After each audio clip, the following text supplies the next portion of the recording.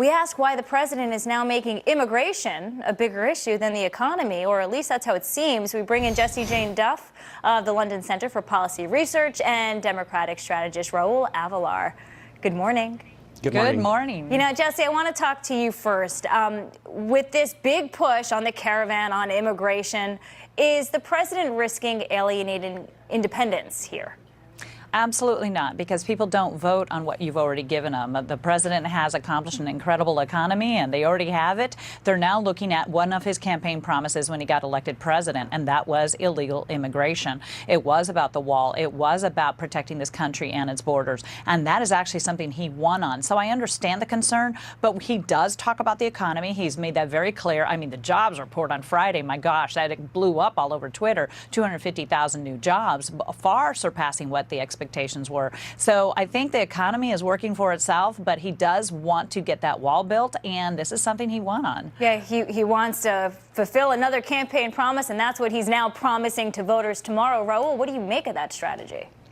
I think it's one that's not going to be fruitful. I think he is alienating the independence that you spoke of earlier.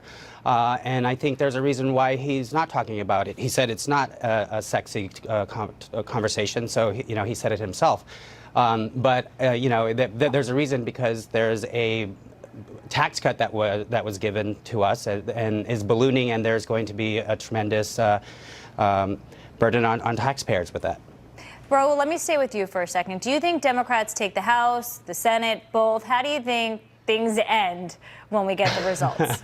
Well, I wish I had a crystal ball, but I do think that we are going to do fairly well. And I say that because the numbers of people that have voted early or absentee, 27+ million people, speaks very, very loudly that there is a need and a want for change. And Democrats are talking about those issues that are going to provide those changes for people that care about the issues. Well, Raul's not making a prediction. Are you making one, Jessie?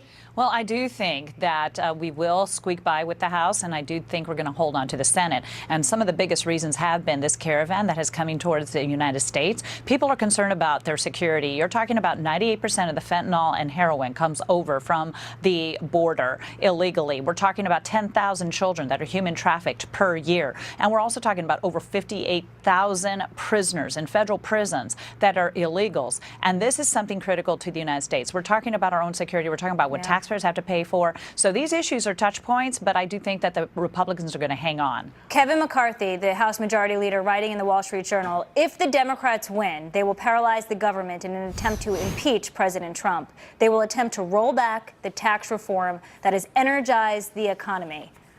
What are you going to do if you win one or both houses, Raul? Are you going to, what are you going to do? Well, we'll work definitely harder for the American people and make sure that wages are increasing, and make sure that make sure health care is still intact.